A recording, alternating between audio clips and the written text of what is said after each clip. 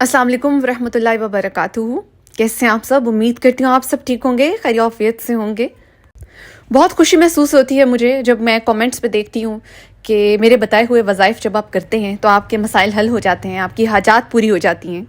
और मैं उम्मीद करती हूँ कि जिनकी भी हाजात पूरी होती हैं, जिनके मसाइल हल होते हैं, वो आगे भी उन वज़ाइफ को मुंतकिल ज़रूर करते होंगे, आगे भी शेयर ज़रूर करते होंगे ताकि किसी और का भी फ़ायदा हो। इसके अलावा बहुत सारे मेरे व्यूवर्स ने मुझसे दरख्वास्त की थी, रिक्वेस्ट की थी कि मैं किसी और ऐसे प्लेटफॉर्म का आपको लिंक दे दूं जहां पर आप मुझसे डायरेक्टली रब्ता कर सकें। तो मैंने अपनी बायो में इंस्टाग्राम का लिंक ऐड कर दिया है। इसके अलावा यहाँ पे आपको स्क्रीन पे भी शो हो रही होगी कि मेरी प्रोफाइल कौन सी है। तो यहाँ इंस्टाग्राम पे आप मुझसे डायरेक्ट कॉन्टेक्ट कर सकते हैं, मैसेज कर सकते हैं।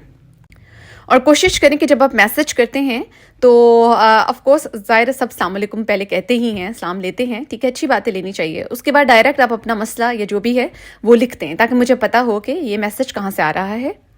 और ये सीरियस सब्सक्राइबर्स का या सीरियस लोगों का मैसेज है जो दरअसल एक्चुअली में जिन्हें कोई प्रॉब्लम है और वो उसका हल चाहते हैं। तो अब इंस्टाग्राम पे आप मुझसे रब्ता कर सकते हैं। तो इंशाल्लाह मैं आपको रिप्लाई ज़रूर किया करूँगी और आपसे रब्ते में रहूँगी।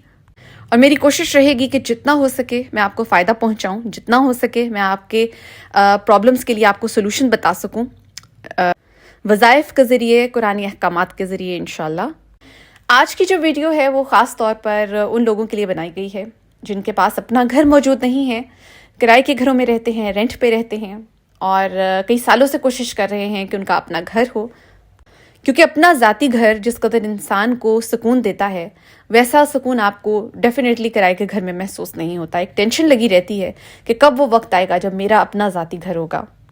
तो इंशाल्लाह अल्लाह ताला आप सबको उनका ज़ाती घर ज़रूर अता करेंगे।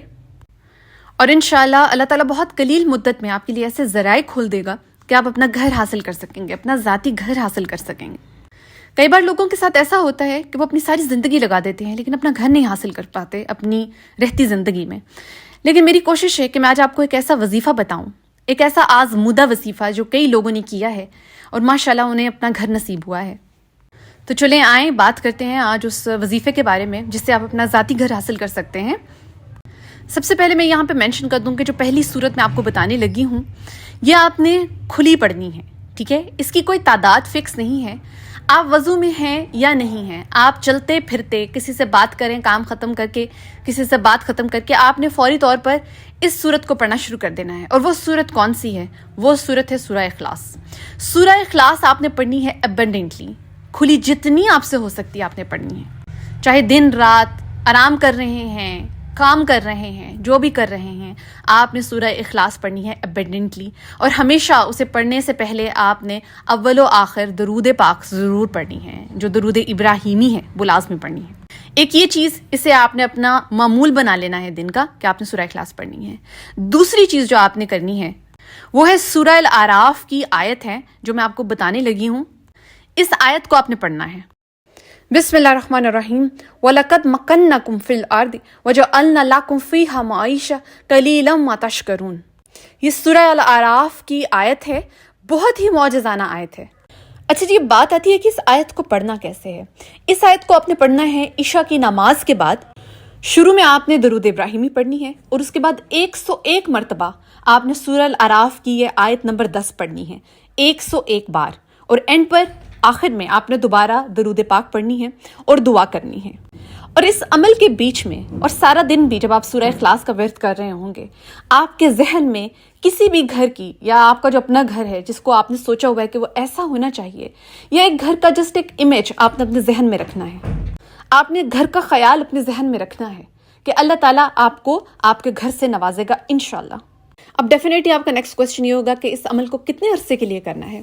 तो इस अमल को आपने तब तक करना है जब तक आप तक कोई ऐसी बात नहीं पहुंच जाती, आपको कोई आपके हस्बैंड या कोई और आपके जानने वाले जो आपको ये बात नहीं बता देते कि जल्द ही आपको आपका घर मिलने वाला है, या कोई ऐसी बात घर में शुरू नहीं हो जाती, ठीक है। तब तक आप, क्योंकि जब ये बातें शुरू हो जाएंगी ना तो वहां से आपको ये समझ में आ जाएगा कि अब आपको आपका घर मिलने वाला है और इंशाल्लाह ऐसा ही होगा।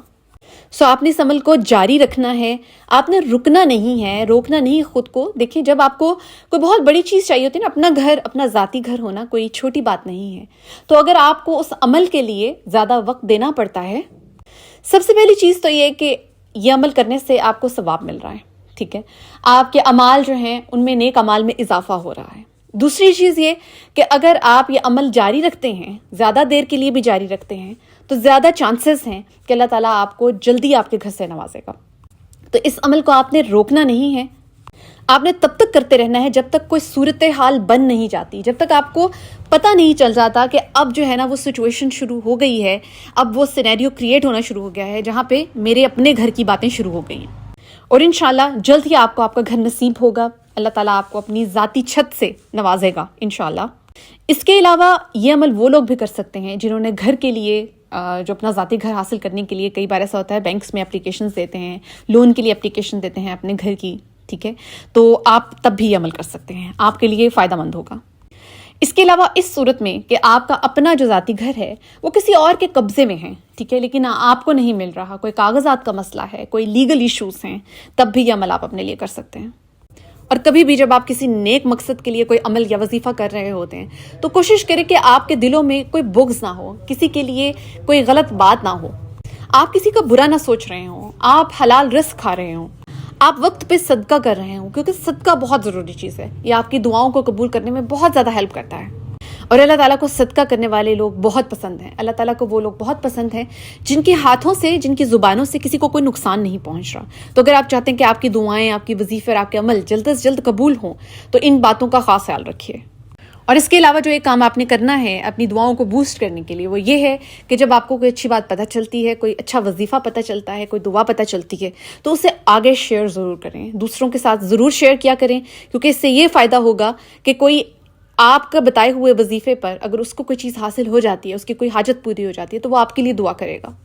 اور جب کوئی آپ کے لیے دعا کرتا ہے تب بھی چانسز بہت زیادہ ہوتے ہیں کہ آپ کی اپنی دعائیں بھی قبول ہو جائیں گی۔ اور اس کے علاوہ اللہ تعالیٰ کے کلام کو اور اچھی بات کو آگے پہنچانا صدقہ جاریہ ہے۔ اور دعاؤں میں ہمیشہ خالصتاً نیت رکھا کریں اس چیز کی جو آپ کو چاہیے، اور اپنی نیت کو خالص رکھا کریں کہ میرے اللہ، جیسے آپ یہ بھی کر سکتے ہیں کہ میرے اللہ اگر مجھے میرا اپنا گھر مل جاتا ہے، مجھے میرا ذاتی گھر نصیب ہو جاتا ہے، تو میں اس میں زیادہ سے زیادہ تیرے کلام کو فروغ دوں گا یا دوں گی، زیادہ سے زیادہ ہم تیرا ذکر اذکار کیا کریں گے، میں اس گھر میں زیادہ سے زیادہ صدقہ کیا کروں گی، دوسرے لوگوں کو صدقہ دیا کروں گا یا دیا کروں گی۔ اس طرح کی بھی آپ منتیں جو ہیں وہ مان سکتے ہیں، اپنے دل میں مان سکتے ہیں، اپنی دعاؤں میں یہ الفاظ ادا کر سکتے ہیں۔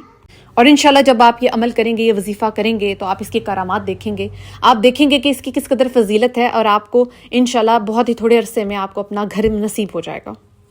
خواتین کا اکثر سوال رہتا ہے کہ کیا جو عمل میں بتاتی ہوں یا وظائف بتاتی ہوں انہیں ان کے خاص جو ایام ہوتے ہیں ماہواری میں وہ کیے جا سکتے ہیں؟ تو کچھ ایسے وظائف ہوتے ہیں جو کیے جا سکتے ہیں اور کچھ نہیں کیے جا سکتے۔ تو خیر اگر ہم آج کے وظیفہ اور عمل کی بات کریں تو آپ اسے اپنے خاص ایام میں بھی کر سکتی ہیں۔ صرف آپ نماز نہیں پڑھ سکتے اور قرآن نہیں پڑھ سکتے، اس کے علاوہ آپ ذکر و اذکار کر سکتے ہیں، اپنی زبان سے کر سکتے ہیں، آپ موبائل پر سے دیکھ کر بھی قرآن کو پڑھ سکتے ہیں، قرآن پہ سے دیکھ کر آیات کو بھی پڑھ سکتے ہیں، ٹھیک ہے؟ تو اس میں ایسی کوئی شرط نہیں ہے، انشاءاللہ آپ کسی بھی حالت میں، چاہے وضو میں ہیں یا نہیں ہیں، آپ سورہ اخلاص بھی پڑھ سکتے ہیں۔ اور کمنٹس میں اس کے علاوہ آپ کے کوئی بھی سوالات ہوں ضرور پوچھا کریں، آپ کو جواب مل جایا کرے گا، میں ہمیشہ کوسچنز کون سے ضرور کرتی ہوں۔ کامنٹ سیکشن میرا ہمیشہ کھلا ہوتا ہے۔ اس کے علاوہ انسٹاگرام پہ میں نے آپ کو طریقہ بتا دیا ہے کہ آپ نے کس طرح سے مجھ سے رابطہ کرنا ہے۔ ایک اور بات جو میں کہنا چاہوں گی وہ یہ ہے کہ کبھی بھی کوئی عمل یا وظیفہ کرتے وقت جلد بازی نہ کیا کریں۔ اکثر لوگ بہت زیادہ جلد باز ہو جاتے ہیں کہ ہماری دعائیں قبول کیوں نہیں ہو رہی، فوری طور پہ وہ جو وظیفہ ہے وہ عمل کیوں نہیں کر رہا۔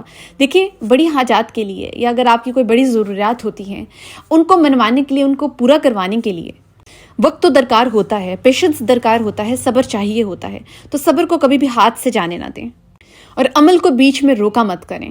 یہ ہمیشہ میں کہتی ہوں کہ نا امیدی اللہ تعالیٰ کو پسند نہیں ہے، امید کے ساتھ ہمیشہ خالص نیت کے ساتھ اس عمل کو جاری رکھیے۔ مجھے اپنی دعاؤں میں یاد رکھیے گا۔ اللہ ہم سب کا نگہبان ہو۔ جزاک اللہ خیر۔